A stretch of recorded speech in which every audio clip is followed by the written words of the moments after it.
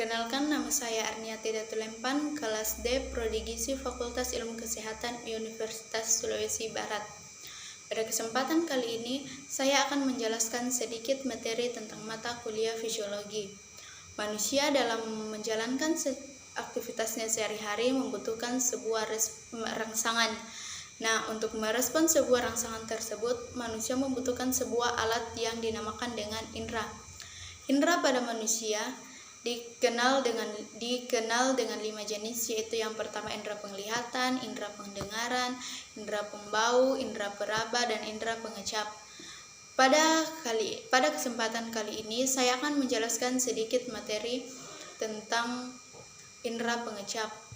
Indera pengecap dikenal dengan nama lidah yang terletak di bawah lantai mulut yang digunakan untuk makan, minum, dan berbicara. Lidah merupakan kumpulan dari banyak otot yang sebagian terdiri dari otot intrinsik dan otot ekstrinsik. Otot intrinsik melakukan gerakan-gerakan halus dan mampu membuat lidah mengubah bentuk seperti memanjang, memendek, dan membulat. Otot ekstrinsik melakukan gerakan-gerakan kasar seperti mengunyah dan menelan. Otot ekstrinsik juga mampu membuat lidah mengelilingi rongga mulut. Terdapat 5 rasa dasar pada indera pengecap, yaitu rasa asam, asin, manis, pahit, dan rasa umami atau rasa gurih.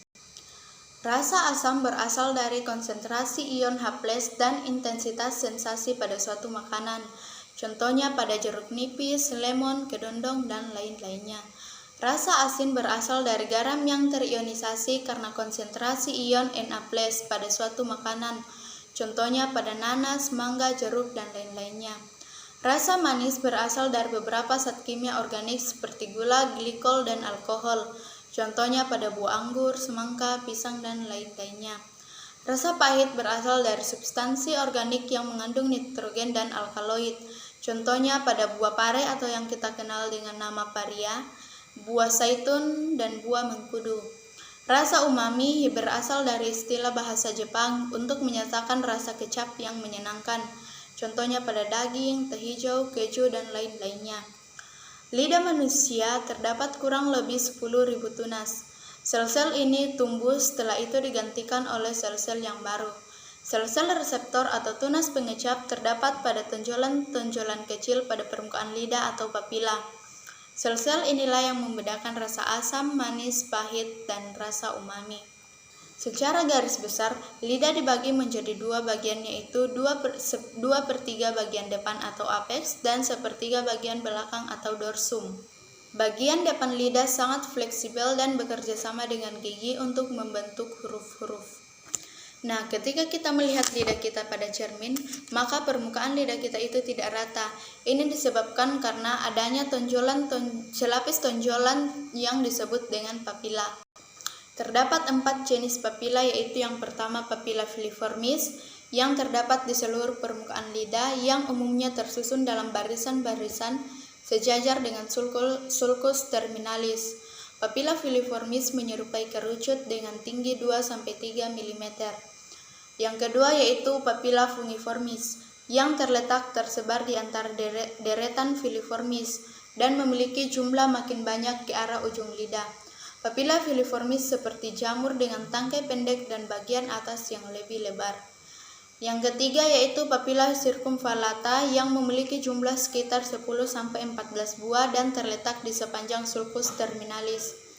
Nah, yang keempat yaitu papila foliata yang terletak pada bagian samping dan belakang lidah. Papila foliata berbentuk lipatan-lipatan menyerupai daun dengan kuncup kecap di dalam lekukan epitel. Adapun mekanisme atau cara kerja dari lidah yaitu makanan dan minuman akan merangsang ujung-ujung saraf pengecap yang terdapat di papila.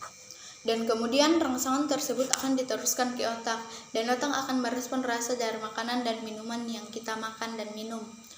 Adapun fungsi-fungsi dari indera pengecap yaitu yang pertama sebagai alat pengecap makanan dan minuman, yang kedua yaitu membantu berkomunikasi.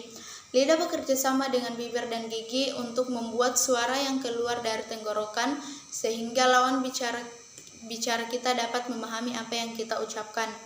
Dan yang ketiga yaitu membantu mengunyah makanan Yang keempat yaitu membantu menelan. Yang kelima yaitu membantu mengisap, contohnya pada bayi yang menggunakan lidahnya untuk mengisap ASI. Yang keenam yaitu membantu menyentuh. Ujung lidah kita merupakan salah satu bagian yang sangat peka terhadap sentuhan. Nah, ketika kita makan sesuatu, maka kita akan dengan mudah merasakan adanya benda-benda asin yang tidak sengaja masuk ke dalam mulut kita. Yang ketujuh yaitu melindungi mulut dari kuman. Pada lidah terdapat tonsil lingual yang terletak pada sepertiga belakang lidah yang menghasilkan antibodi untuk mengusir virus dan bakteri yang masuk ke dalam mulut. Adapun gangguan-gangguan yang terjadi pada indera pengecap yang pertama yaitu hipogeusia, yaitu penurunan kemampuan untuk merasakan berbagai rasa atau kepekaan lidah berkurang terhadap rasa makanan. Hipogeusia disebabkan karena adanya infeksi saluran pernafasan atas seperti pilek atau flu, mulut kering, kebersihan gigi dan mulut yang buruk. Yang kedua yaitu ageusia, yaitu kondisi seseorang tidak bisa merasakan rasa dari makanan yang dimakannya. Tetapi ageusia ini jarang terjadi, bahkan diperkirakan hanya 3% orang di dunia mengalami ageusia. Yang ketiga yaitu dysgeusia, yaitu gangguan indera perasa yang mengubah persepsi rasa.